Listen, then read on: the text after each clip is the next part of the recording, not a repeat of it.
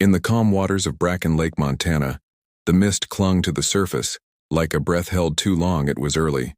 The kind of early that still belonged to the wild, before coffee, before engines, before the day announced itself. A loon called once from across the lake, and the sound echoed softly between the pines. Caleb Thorne, 41, stood near the edge of the water, hands in his jacket pockets, the chill brushing over his knuckles. He wasn't there for fish. The rod leaning against a stump was mostly for show. Caleb came here to breathe. Ever since the wreck his brother gone, the quiet that followed like a second death, this lake had become his place of silence. He'd walked the path from his cabin to the far side of the lake, where the trees broke open and gave way to long stretches of sand and cattails. It was there that he noticed movement, not the kind the forest made, something more deliberate. Strained, an old woman he knew, hair by sight. May Winters lived 3 miles out in an aging clapboard house, known by most for her isolation and sharp tongue. Her presence here dragging something heavy through the dirt and leaves toward the lake struck Caleb as wrong. She moved with purpose, hunched under the weight of whatever she hauled. He stayed back, curiosity sharpening into tension. From his distance he saw her stop, take a length of rope and tighten it around a bundle already lashed to a large stone. The shape inside shifted slightly. She didn't seem to notice, or didn't care. Then with a grunt she shoved it into the water. A sound split the air, not from her but from the bundle. Caleb didn't think he ran. May turned when she heard him, her eyes narrowed, mouth tightening like a fist. She didn't speak, not at first. Caleb didn't give her the chance. He tore off his coat boots, flung aside, and charged into the lake. The water bit at his skin, and every breath felt like inhaling ice. He dove, searching the cloudy depths, heart pounding with urgency. Fingers grazed rope. He pulled, kicked up wood, dragging the bundle with him, lungs screaming. It broke the surface like a dying breath. Vermin, she spat like it was fact. Took my ducks, my last dog, killed it clean and dragged it off. They're pests. Caleb blinked, rainwater from his lashes. It's a baby, it's a killer. She snapped back, her tone as cold and flat as steel. Just because it's small doesn't mean it won't grow teeth. You don't know what those things are capable of. I do. He reached down, arms shaking, and gathered the sodden creature into his jacket. It didn't resist, too weak, too far gone. You tied it to a rock, and I'd do it again. May said without a flicker of remorse. That thing didn't belong here. Caleb cradled the bobcat tighter, feeling the shallow rhythm of its breath against his chest, its tiny frame trembling. Neither do you. May didn't respond. Her eyes lingered on the bundle in his arms, then shifted back to the dark lake, as though hoping it would finish what she started. But Caleb didn't wait. He turned and walked, brisk, soaked, purposeful, into the trees, not looking back. By the time he reached the cabin, his fingers were numb and his legs burned from the cold. He kicked the door open with his hip, dripping water onto the hardwood floor, then dropped to his knees by the fireplace. He made a bed out of old towels and blankets, stacked extra logs into the flames, and turned the heat as high as it would go. The bobcat lay where he set it, too weak to stand. Caleb worked slowly, carefully, drying the sodden fur with an old flannel shirt, hands clumsy but gentle. He wiped mud from its face and blood from its hind leg, torn and bruised but not broken. He whispered without realizing it. Not prayers, just apologies. Small, soft human wazes, like maybe if he kept talking the little creature wouldn't slip away. He worked until his hands stopped shaking. The fire roared, the room steamed with dampness and heat and something that felt like grief. Grief that didn't quite have a name, the kind you feel not for what was lost but for what someone tried to take. He sat back finally, drenched and spent, just staring at the animal he'd pulled from the edge. He hadn't meant to get involved. He didn't want responsibility. Wild animals belonged out there in the wild with professionals, in rehab centers, not on his rug, not beside his fire, but there. It was. He didn't name it, not yet, didn't speak of keeping it. He just watched, breathed, waited. The bobcat slept fitfully, then woke, licked its paw, tried to stand, collapsed. Slept again the next morning. Caleb built a makeshift pen out of crates and firewood stacked on the porch, just until he figured out the next step. He lined it with hay and cloth, added a pan of water and a dish of raw meat from the freezer. Then he stood outside it, staring down. The bobcat looked up, not with fear. Not exactly, not with trust either, just presence. By nightfall it had eaten. Not much, but enough to give Caleb hope. He sat on the cabin floor as the fire burned low. The storm passed. Silence settled. The bobcat lay inside the open crate, its eyes fixed on him through the dark. It made no sound, Only watched. He searched online for emergency care, called a contact from his past, a field ranger named Eric who used to work rehab in Helena. Eric didn't scold, he gave advice, then named Reeves a vet with clearance to evaluate wildlife. You'll probably have to surrender it, Eric said gently. I figured, Caleb replied, but if it's injured, they'll treat it. That's something. Caleb hung up and stared at the fire. The Bobcat still curled. Up in the pile of blankets he'd made twitched in its sleep. He didn't drive to the clinic. He couldn't. Something in him resisted. Instead, he stayed, watched over the creature like a man standing guard at a threshold. He hadn't asked to cross the first day. It barely moved the second it sniffed the air when he brought food. Just raw meat cut carefully, set gently within reach on the third.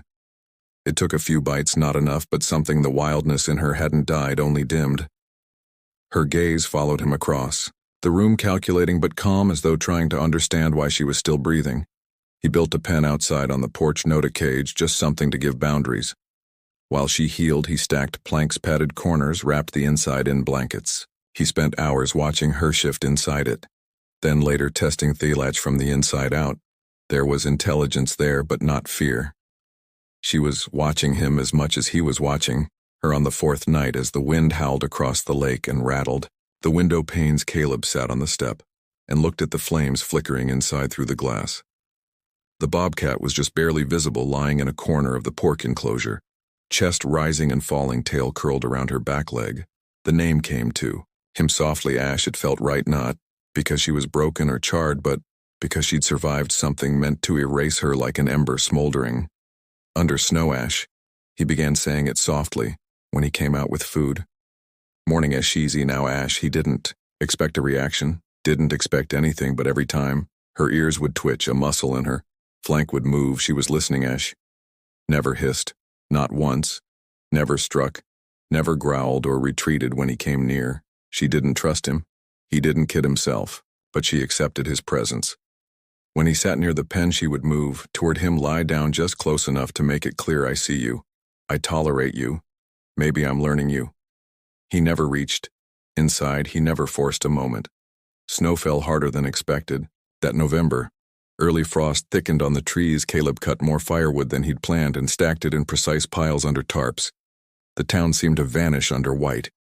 He didn't see May Winters again. Heard from Jonas that she'd been moved to a memory care facility outside Missoula. Her property was already going back to seed, fence collapsing, porch sagging in the middle. Nature didn't wait long.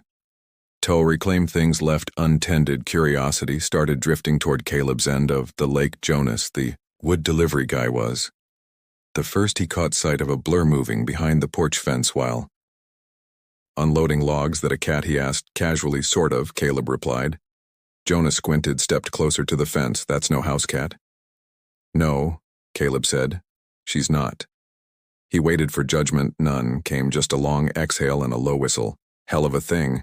Jonas said, she lets you near her? Caleb shrugged. She's here, that's enough.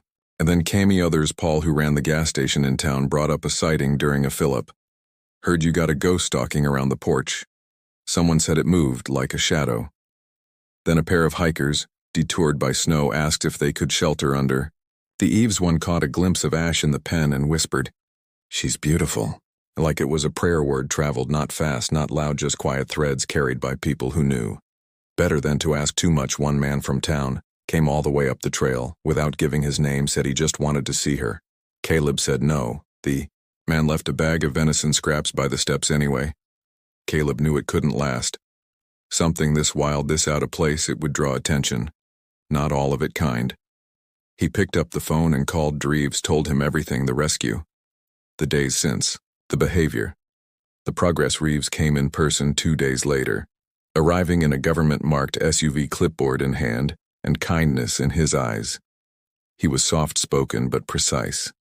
His boots, crunching lightly on the snow. Ash walked the perimeter of the porch. Ash didn't flinch when he approached, didn't retreat, just stared at him through the fencing with that same unrateable calm. She's healthy, Reeves said after a thorough inspection. No obvious internal injuries, some bruising but healing, maybe 5 months old. Now you did good, Caleb. Caleb stood nearby, arms folded, unsure whether to feel relieved or accused. No sign of aggression. Reeves added. None, Caleb said. Reeves took a few more notes. Crouched to meet Ash's gaze again. The Bobcat flicked an ear but didn't. "Move, you've got a bond," Reeves said, looking up. She imprinted, "That's rare with wild cats." "What do I do? You either turn her in or do it the hard way. Permits, licensing. Monthly checks, training." Caleb thought about it, looked at Ash, who had curled on the rug, in front of the fire, tail flicking slightly.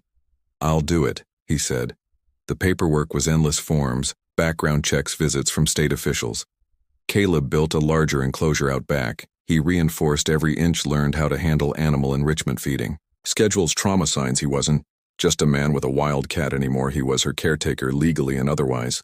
Time passed. Ash grew, her body filled out, but her manner remained composed, almost serene. She liked to sunbathe in the enclosure, stretch on the porch, nap in the warmth of the fireplace. Visitors still came fewer now. Most locals had seen her. The story had traveled far enough to reach outside Bracken Lake. But Caleb kept the attention low. He turned down interviews, declined photo ops when asked. He'd simply say, "She's not mine, I just kept her alive." Ash watched him with eyes that knew more than they should. She hunted toys in the yard, stalked birds, but never chased. She'd approached Caleb slowly, deliberately, and sit with him in the quiet. She never left the property. Even when the gate was mistakenly left unlatched one night, he found her asleep beside the cabin wall at sunrise. 3 years passed. Caleb aged gently into his solitude. He wrote more, rebuilt the cabin's foundation, grew a small garden out front. Sometimes men from the Wildlife Bureau would visit, one in particular, a younger official named Darren, stayed long enough to observe the strange bond between man and Bobcat. She could have reverted, Darren said during own visit. After this long, wild instincts should have taken over, but they didn't. Caleb said no. Darren agreed they didn't. He said it like a confession more than a report. His voice low, caught somewhere between awe and puzzlement. Ash was lying beneath the cedar tree in the enclosure, paws tucked neatly beneath her chest, ears swiveling lazily. At the sound of their voices, Darren stood there for a long moment, watching her, scribbling nothing on his clipboard. "She doesn't act like she's captive," he said. "She acts like she belongs." Caleb didn't answer. He just nodded once and kept watching her tune day as a storm rolled through the valley.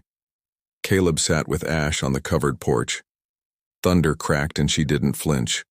The sky was bruised with clouds and the smell of rain was heavy in there. Ash lay beside him like stone, still grounded yet completely present. He raked over, ran his hand through the thick fur behind her neck, and spoke without really thinking. "You saved me too." You know, Ash didn't respond, but she leaned against him, weight heavy and warm. The fire crackled inside. Rain whispered across the roof like lullabies only the mountains could hum. Caleb sat in the silence, letting it wrap around them both. He didn't need words, not anymore. In her quiet way, Ash had already said everything she ever would at the lake's edge, where the mist still hovered like a memory. Caleb sometimes walked to the place where he'd pulled her from the water. The trees leaned in close. There, their trunks blackened by damp, the shoreline buried beneath layers of pine needles and thyme. He'd stand where his boots once sank in the mud, where the panic of that morning still lived in the earth if you listened hard enough. He never forgot the old woman's eyes, cold, certain, full of fear disguised as justice. There had been no room for doubt in her gaze, no curiosity. No wonder, just the brittle cruelty of someone who had stopped believing in anything but control. But that moment when Caleb's fingers found the rope underwater, when he'd felt the weight and the tremor of life still fighting beneath it, that moment was only the start of the story. The beginning had been about instinct, urgency, the unthinking need to act. But what followed, that was about choice, about what kind of man Caleb wanted to be after the wreck, after the silence, after grief had flattened everything inside him into dry stone in saving a wild creature from death. He'd found something that had been lost in himself. A thread back to the world, a tether not just to the living but to the sacred. Ash wasn't a pet. He never tried to tame her, never called her when she walked away, never reached for her when she kept her distance. She came when she wanted, she stayed when she chose. He learned to live within that rhythm, and in doing so found peace. She wasn't a companion in the traditional sense. She didn't nuzzle, didn't play fetch, didn't obey, but she was present, and that presence was enough. It filled the cabin with a weight that made silence feel like music. It gave shape to the days and heat, to the long winters, a heartbeat that echoed his own. He stopped wondering what would have happened if he hadn't acted. He already knew.